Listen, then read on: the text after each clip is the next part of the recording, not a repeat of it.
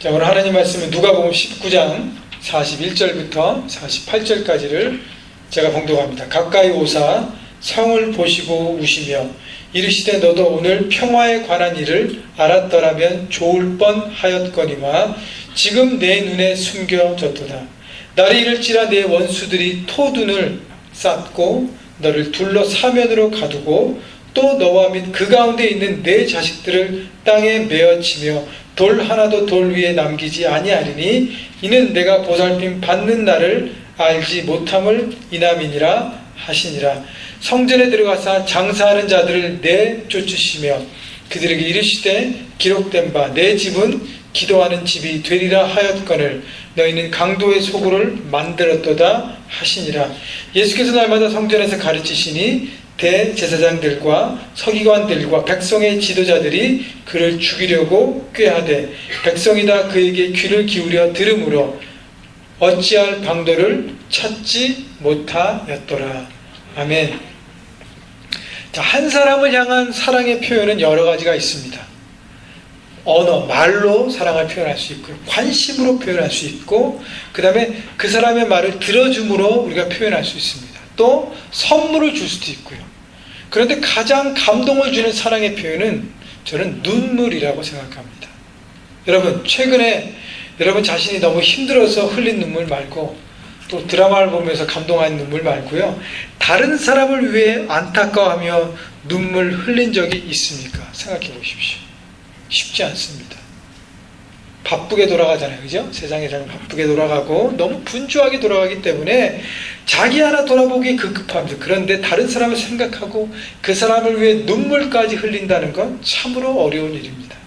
그렇기 때문에 한 사람을 위해 눈물 흘린다는 것은 그만큼 그 영혼을 사랑하고 잘 되기를 바라는 마음이 간절하다는 것을 말하고 있는 것입니다. 그래서 눈물은 깊은 사랑을 말해줍니다.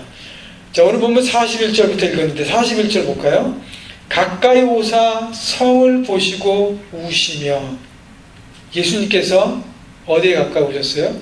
예루살렘 성읍에 가까이 오셨습니다. 그리고 그 성을 보고 우셨습니다. 요 전 말씀 보면 예수님께서 이제 나귀를 타시고 예루살렘으로 입성합니다.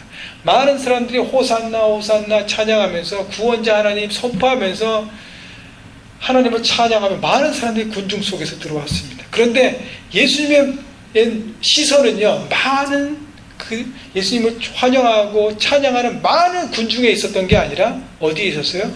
내가 들어갈 예루살렘 그 성읍에 포커스를 하셨습니다. 근데 그 성읍을 보시고 우셨어요. 자, 복음서에 보면 예수님께서 우셨다는 표현이 3번 나오는데, 첫 번째는 마리아와 마르다의 오빠 나사로가 죽었을 때 예수님께서 그 성읍에 도착하셔서 나사로의 죽음의 소식을 듣고 우셨습니다. 두 번째는 오늘 본문 예루살렘 성읍을 보시고 우신 것이고요. 마지막은 십자가 지시기 전날 밤 겟세마네 동산에 올라가셔서 히브리서에 보니까 눈물로 기도하셨다고 표현이 있습니다. 예수님의 눈물은요, 모두 다른 사람, 죽어가는 영혼, 무너진 영혼, 어둠에 헤매는 영혼들을 위해 눈물 흘리셨다는 것입니다. 그런데 오늘 본문에 소개됐던 이 눈물은요, 성을 보시고 우시며, 여기서 울다라는 단어는 헬라 원문에 보면 단순히 흐르는 눈물을 얘기하지 않습니다. 소리를 내서 울었다는 표현입니다. 꺽꺽 하시면서 예루살렘 성읍을 바라보시면서 흐느끼시면서 통곡하신 것입니다.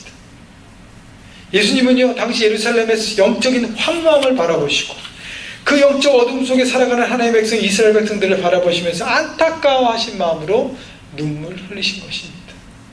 예수님은 눈물 속에서 이스라엘 백성들이 다시 영적으로 회복되기를 바라셨어요. 제가 다 얘기했죠. 예수님께서 왜 눈물을 흘리면서 안타까워하셨을까요?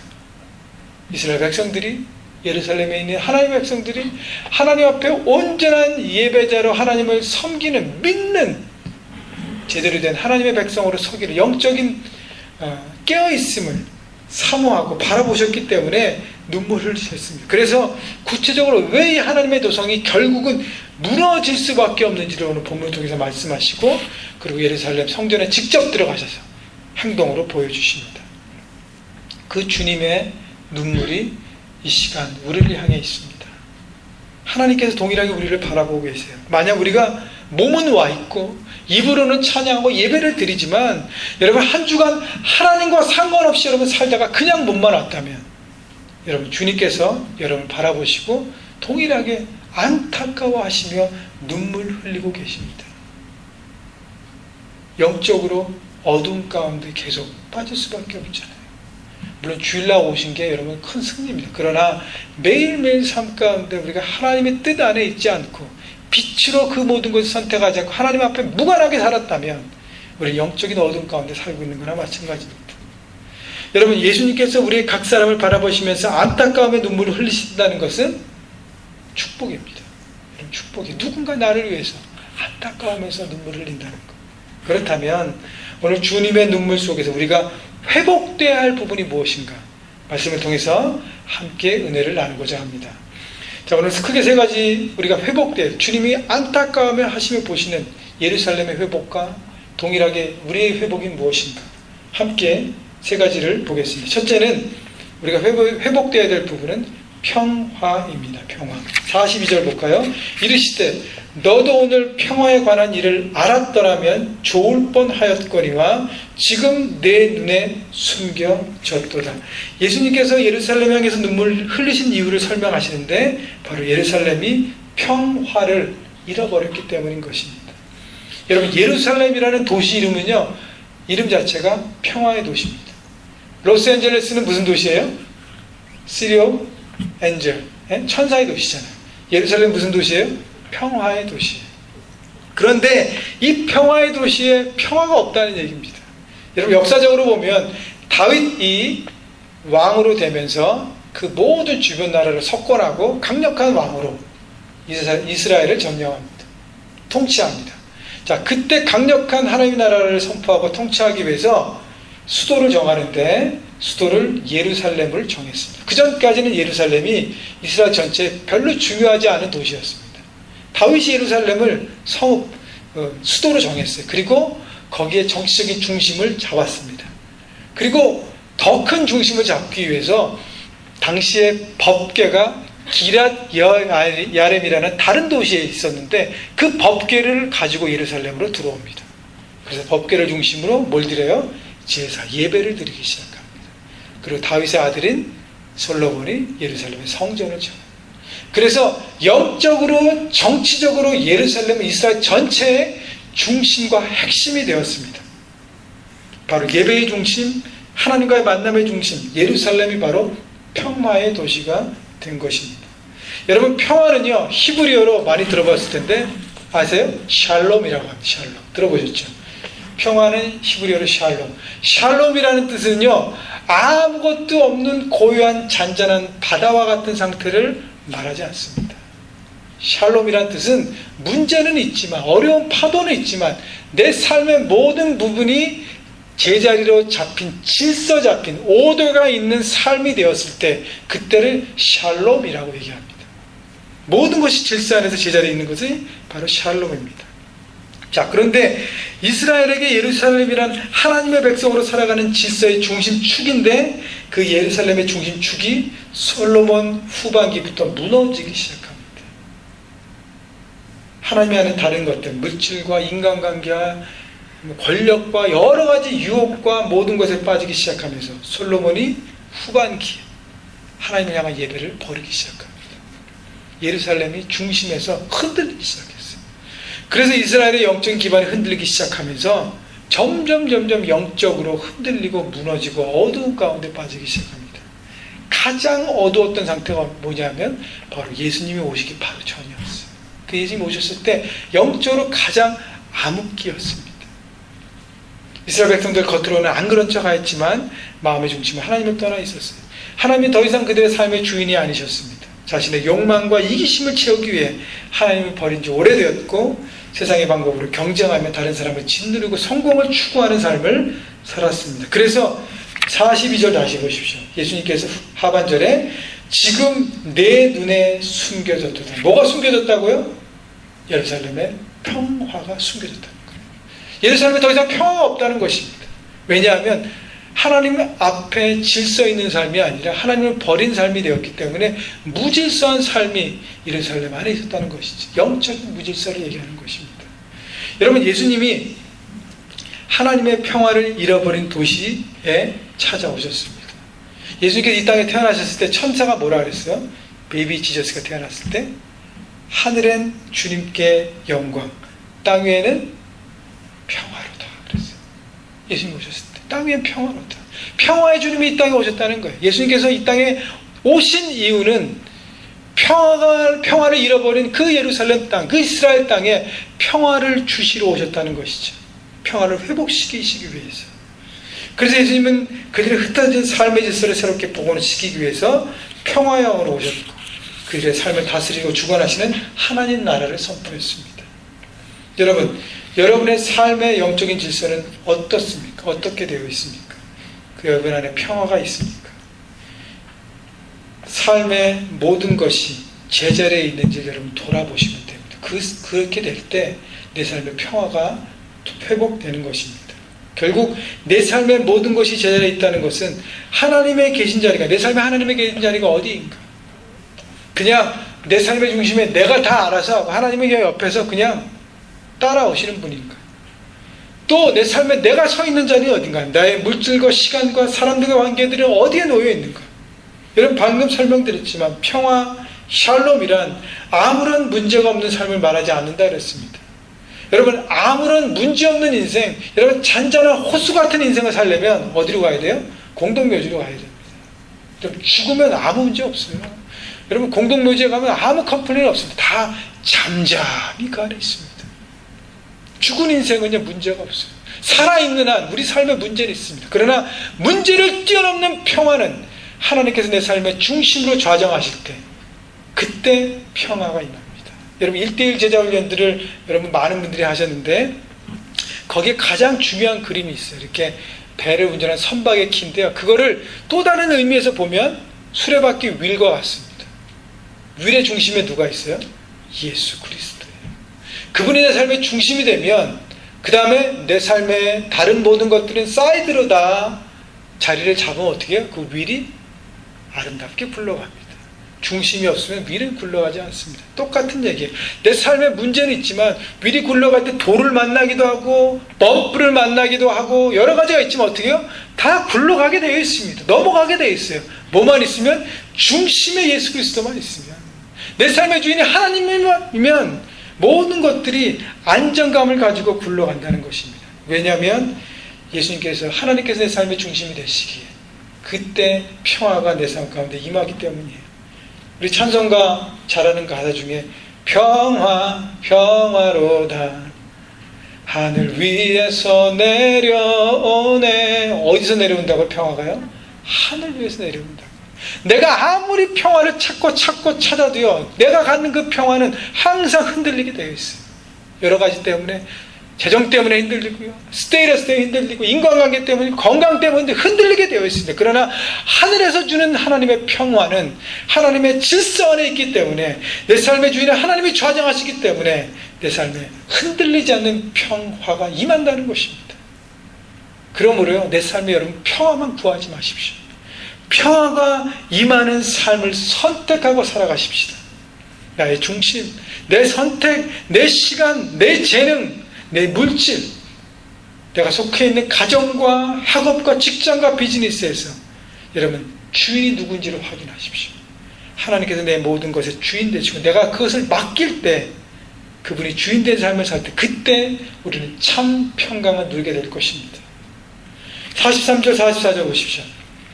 본문, 날이 이를지라 내 원수들이 토둔을 쌓고 너를 둘러 사면으로 가두고 또 너와 및 그 가운데 있는 네 자식들을 땅에 메어치며 돌 하나도 돌 위에 남기지 아니하리니 이는 내가 보살핌을 받는 날을 알지 못함을 이남이니라 하시니라. 자, 예수님께서 뭘 예고하세요? 예루살렘 성읍의 멸망을 예고하십니다. 특별히 예루살렘 성읍 안에 있는 성전이 다 무너진다는 것입니다. 예수님은 멀리 앞을 보고 계셨어요. 이렇게 계속적으로 나가면 이 성읍, 이 성전, 죽어있는 예배의 성전은 다 무너질 수밖에 없다는 것입니다. 원수들이 성읍을 포위하고 공격하여 모든 것을 무너뜨린다는 것이죠. 결국 예루살렘 성전의 파괴와 멸망을 말씀하십니다. 여러분, 여기에서 우리에게 주는 메시지가 있어요. 내 삶의 영적인 질서가 무너지면요, 우리 삶의 물리적인 질서도 무너지는 것입니다. 다시 말씀드려요.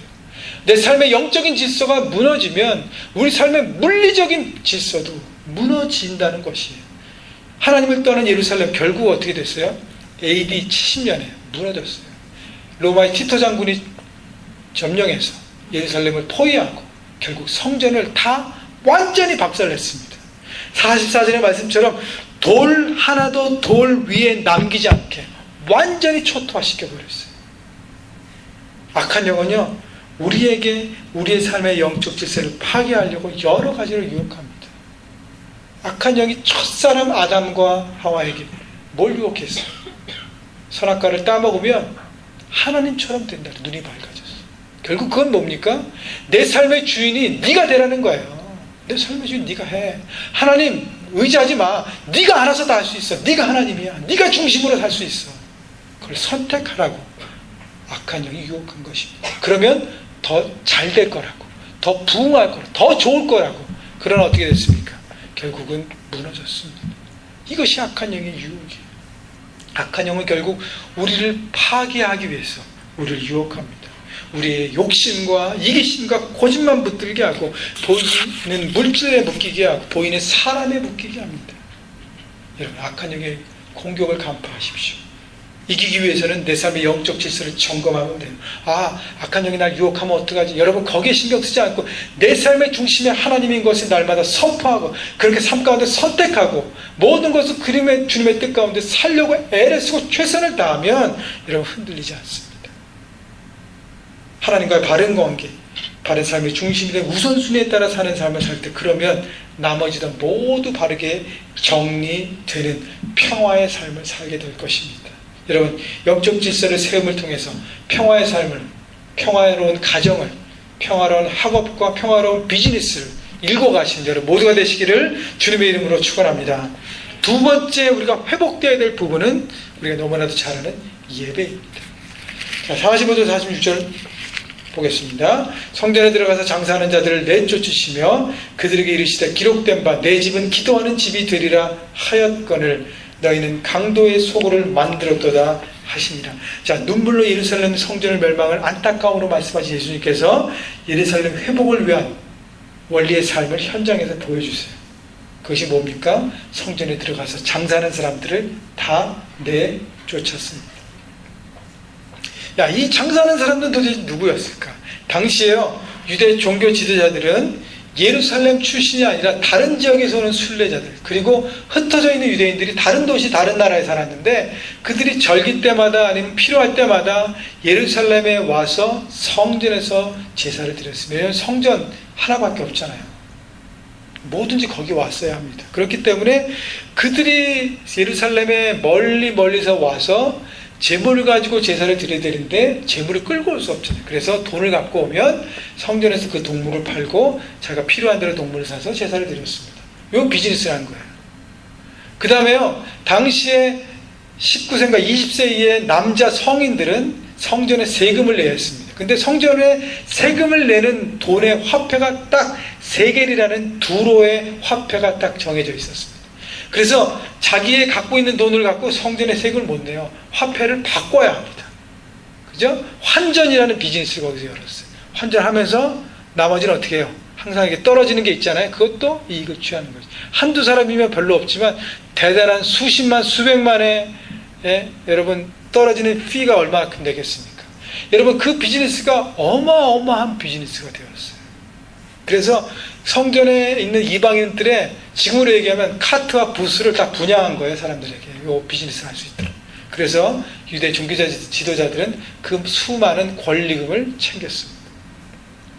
여러분, 성전은 이스라엘 전체에서 유일하게 제사 드리는 장소였기 때문에 이 비즈니스는요, 독점이었어요. 아무 데서 할 수 없어요. 여기만 할 수 있기 때문에 독점입니다. 유대인의 3제 명절이면 수십만, 수백만의 인파가 몰렸어요. 여러분, 정기적으로 제사를 드려야 했기 때문에 불황 없는 안정적인 비즈니스였습니다.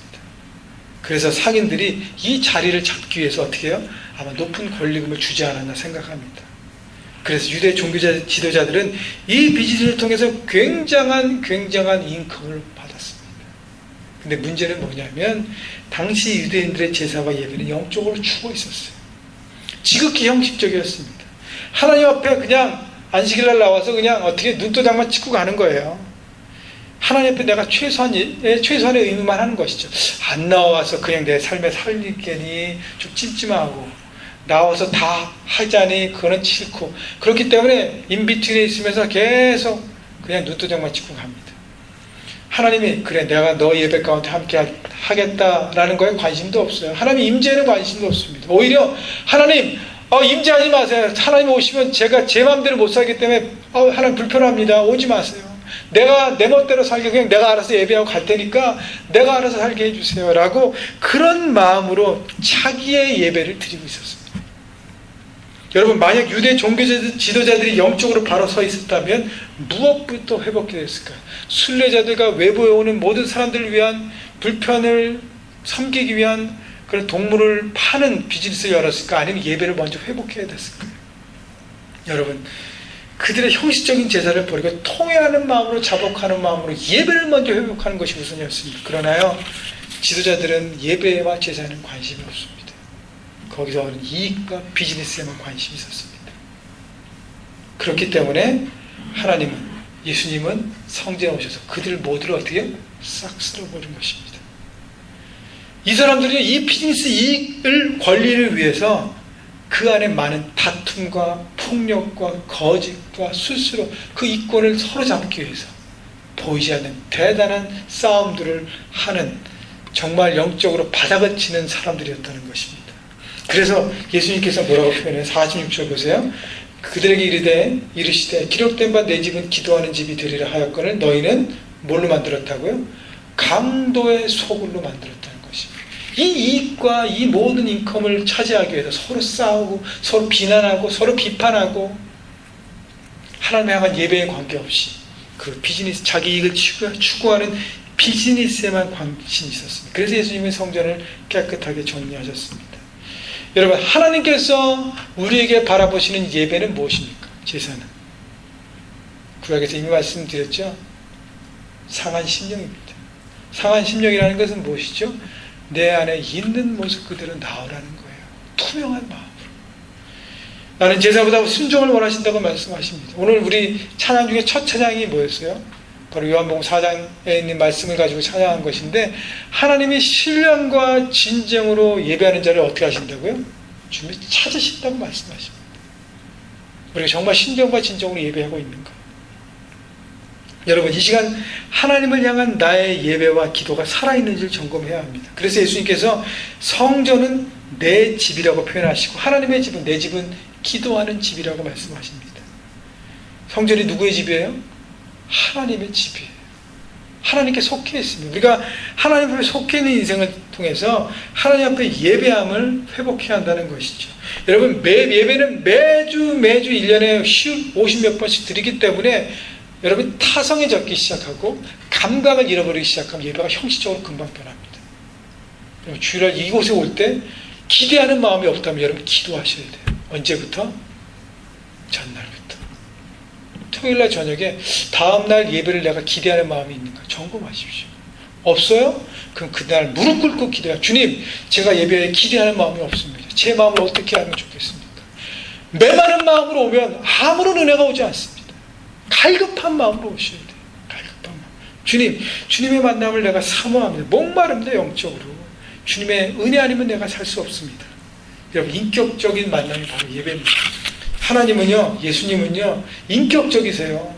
우리가 마음을 열지 않는데 막 와서 비집고 들어와서 강제적으로 하시는 분이 아니십니다. 여러분이 마음을 열 때만 그때 찾아오셔서 우리를 만나 주시는 것입니다. 그때 우리 영혼이 회복되고 새롭게 되는 것입니다. 여러분, 그렇기 때문에 주일 예배를 강조하고 또 강조하는 것입니다. 예배에 목숨 걸어야 하는 것입니다. 하나님 은혜가 아닌 것은 살 수 없습니다.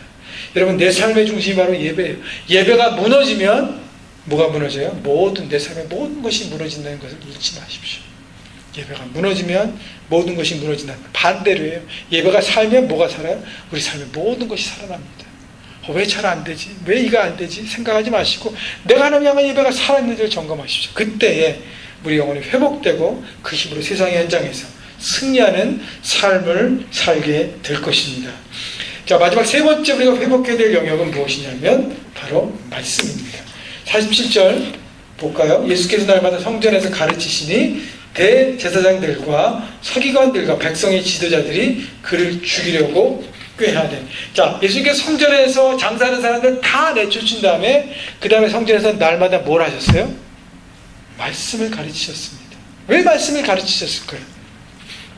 예수님이 눈물로 예루살렘을 바라보시면서 하나님의 백성들의 영혼들을 안타까운 마음으로 바라보시면서 청소를 다 하셨는데, 근데 회복되기 위해서 가장 중요한 방법이 바로 하나님의 말씀이었기 때문입니다.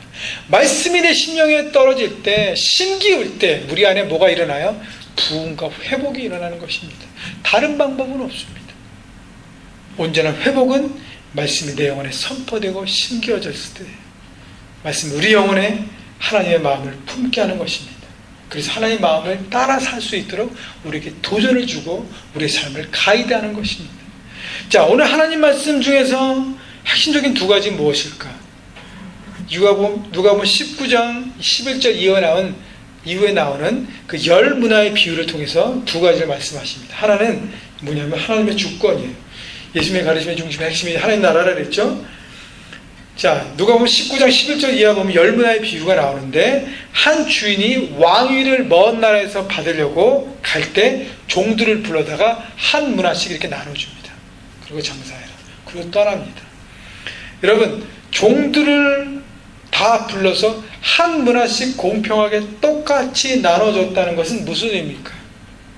하나님 우리에게 한 번의 인생을 다 똑같이 주었다는 것입니다. 두 번의 인생을 사는 사람은 없어요.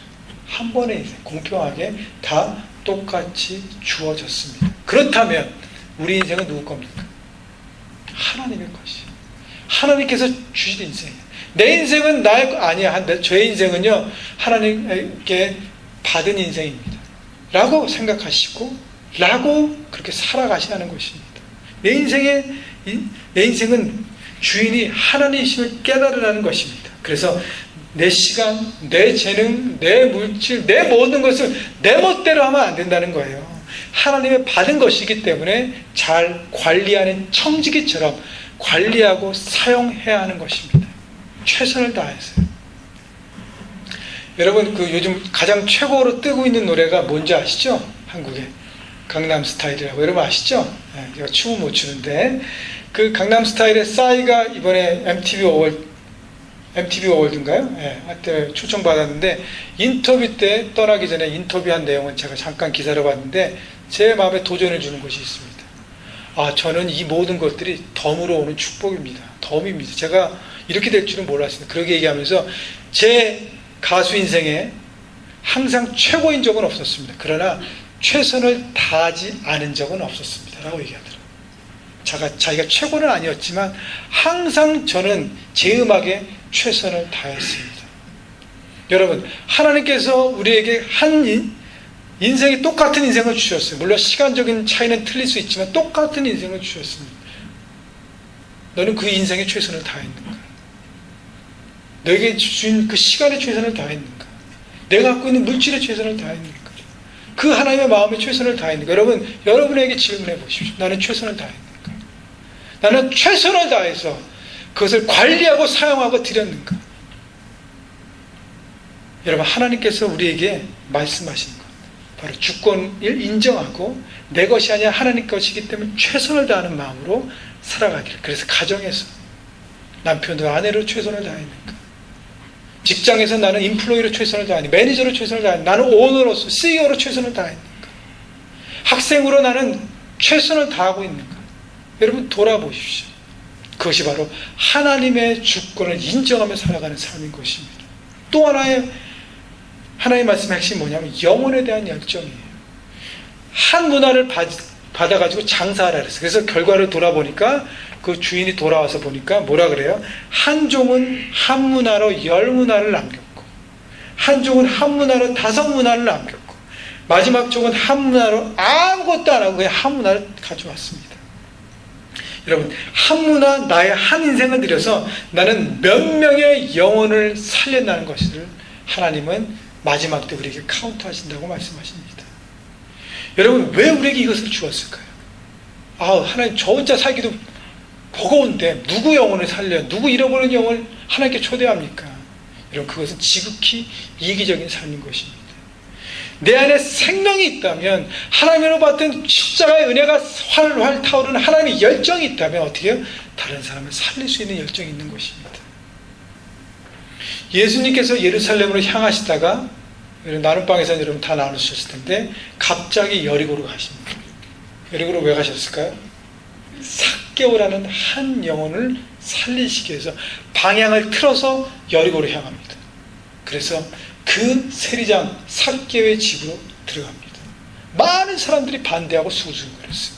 그럼 배국노였고 많은 사람들을 아프고 어렵게 했던 그 사람이었는데, 그러나 그 안에는 뽕나무 위에까지 올라가서 주님을 만나고 싶어하는 갈급함이 있는 걸 아셨기 때문에 그 영혼을 살리기 위해서 예수님 반대를 모두 무릅쓰고 그 집으로 가셨습니다. 그리고 그 영혼을 살리셨어요. 그리고 뭐라고 그러셨어요? 이 집에 뭐가 임했다고요? 구원이 임했다고 말씀하십니다. 한 영혼이 돌아오니까 그 집이 가네요. 제 생각에는요, 세리장이요, 치프 텍스 컬렉터였기 때문에 그 세리의 모든 뒷바퀴문에 하나님의 부흥이 일어난다고 저는 생각합니다. 누구 때문에? 한 사람 삭개오 때문에. 한 영혼을 살리면 그 영혼이 또 한 영혼을 살리고, 그 영혼을 살릴 때 어떻게 해요? 내가 살아나기 때문에 하나님께서 우리에게 살리라고 말씀하시는 거예요. 나는 예수 믿고 난 다음에 한 영혼도 주님 앞에 초대하지 못했다. 내 안에 있는 열정이 이미 죽었다는 것입니다. 여러분, 열정을 회복하십시오. 생명을 회복하십시오. 그 영혼을 초대하고 살릴 과정 가운데 누가 살아나요? 내가 살아나는 것입니다. 내가 살아나는 것입니다. 그렇기 때문에 여러분, 잃어버린 영혼을 향한 주님의 열정을 불타오르는 생명을 받는 회복이 여러분 가운데 일어나야 할 것입니다. 눈을 크게 뜨십시오. 그리고 생명을 전하십시오. 마지막 하나를 더 나누면 47절 하반절 볼까요? 예수께서 날마다 성전에 가르치신 대제사장들과 서기관들과 백성의 지도자들이 그를 죽이려고 꾀하되. 여러분, 예수님이 날마다 말씀을 선포하는데요, 자신들의 기득권 성전 비즈니스가 중단되었다는 이유로 대제사장들, 서기관들, 지도자들 자신들의 잘못을 돌이키지 않고 어떻게 해요? 오히려 예수님을 죽이려고 음모를 꾀합니다. 여러분, 아무리 말씀이 능력 있고 세상을 뒤엎고 사람을 변화시켜도요, 본인들이 마음을 열지 않고서는 그 말씀이 역사하지 않습니다. 하나님의 인격 대 인격으로 만나시기 때문이에요. 여러분, 생각해 보십시오. 이 서기관과 유대 지도자들과 대제사장들 누구와 동시대에 살았어요? 예수님과 동시대에 살았어요. 예수님 말씀 우리는 이 책으로 보기 때문에 이게 어떤 뜻인가, 이게 무슨 말씀인가 참 어렵기도 하고, 그 사람들은 동시대 예수님을 만났습니다. 얼마나 말이 안 나오네요. 큰 축복이에요. 특권이에요. 그 특권을 누렸다는 거예요. 근데 특권을 어떻게 해요? 가치 없게 여겼어요. 오히려 자기의 이기심, 자기의 이권, 자기의 파워, 이걸 놓치지 않기 위해서 어떻게 해요? 성전의 비즈니스를 망가뜨리는 예수님을 어떻게 하면 제거할까? 오히려 예수님의 원수로서의 삶을 선택했습니다. 여러분, 내 주관, 내 자아, 내 고집은 내려놓아야 돼요. 그렇지 않으면 하나님 말씀 내 심령 가운데 들어오지 않습니다. 말씀 앞에 여러분 무릎 꿇으십시오. 마음을 여십시오. 낮추십시오. 그렇게 하고 어떻게 해야 되냐면 말씀이 들리는 자리에 나가셔야 합니다. 그래서 예배 자리를 여러분들 초청하는 거예요. 예배 자리에 나오셔야 돼요. 말씀을 들으셔야 합니다. 말씀 묵상, 큐티, 그래서 강조합니다. 말씀을 들어야 합니다. 나눔방 JDF, 그곳에서 말씀과 함께 나눠서 내 삶을 돌아봐야 하는 것입니다. 말씀이 심겨져야 내 영혼이 회복되고 생명 넘치는 능력의 인생이 될 것입니다. 여러분, 말씀을 통해서 하나님의 열정이 회복되어서 하나님 나라를 살아가시는 여러분 모두가 되시기를 주님의 이름으로 축원합니다. 말씀을 정리하면요, 예수님의 눈물과 액션을 통해서 보여주는 회복, 첫째는 평화, 내 삶의 영적 질서를 회복하자 그랬어요. 하나님의 자리, 내가 있어야 자리를 점검하십시오. 둘째는 예배의 회복입니다. 예배는 우리의 삶의 중심이라 그랬어요. 예배가 무너지면 모든 건 무너집니다. 셋째는 말씀의 회복입니다. 말씀을 들어야 합니다. 하나님의 주권을 인정하며 그 말씀대로 살아가십시오. 하나님의 열정에 불타시며 생명을 살리는 영혼들로 나가시길 다시 한번 주님의 이름으로 축원합니다. 우리 함께 찬양하며 기도하겠습니다.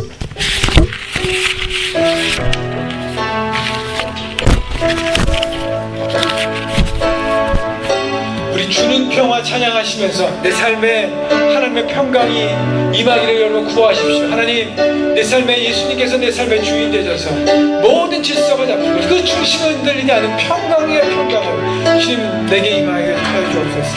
찬양하겠습니다. 주는 평화 막힌 담을 모두 하셨네. 주는 평화, 주는 평화, 우리의 평화, 우리의 평화, 주는 평화, 주는 평화, 막힌 담을 모두 하셨네. 주는 평화, 주는 평화, 우리의 평화, 우리의 평화. 우리 목소리 높여 염려다 맡기라, 염려다 맡기라. 주가 돌보시니. 주는 평화, 주는 평화, 우리의 평화, 우리의 평화. 염려다 맡기라, 염려다 맡기라. 주가 돌보시니. 주는 평화, 주는 평화, 우리의 평화, 우리의 평화. 다시 한번 목소리 높여 염려다 맡기라, 염려다 맡기라. 주가 돌보시니. 주는 평화, 주는 평화, 우리의 평화, 우리의 평화. 염려다 맡기라, 염려다 맡기라. 주가 돌보시니. 주는 평화, 주는 평화, 아멘. 우리의 평화, 우리의 평화. 시원하게 기도하겠습니다. 주님, 내 삶의 평강을 주시옵소서. 하늘로부터 내려오는 평화를 사모합니다. 주님, 내 삶에 하나님의 주인 되셔서 주님 역사하시고 우리의 가정과 우리의 직장과 모든 것들, 우리 삶의 모든 것들을 다스려 주시고 역사하시고 주님 이끌어 주시옵소서. 하나님 앞에 평강을 구합니다. 우리 함께 기도하겠습니다. 하나님 역사하시면 감사합니다. 하나님 앞에 간구하고 하나님 역사하시는 말씀에서 내 삶의 평화가 넘칠 수 있도록 주의 역사하시고 다스려 주시옵소서.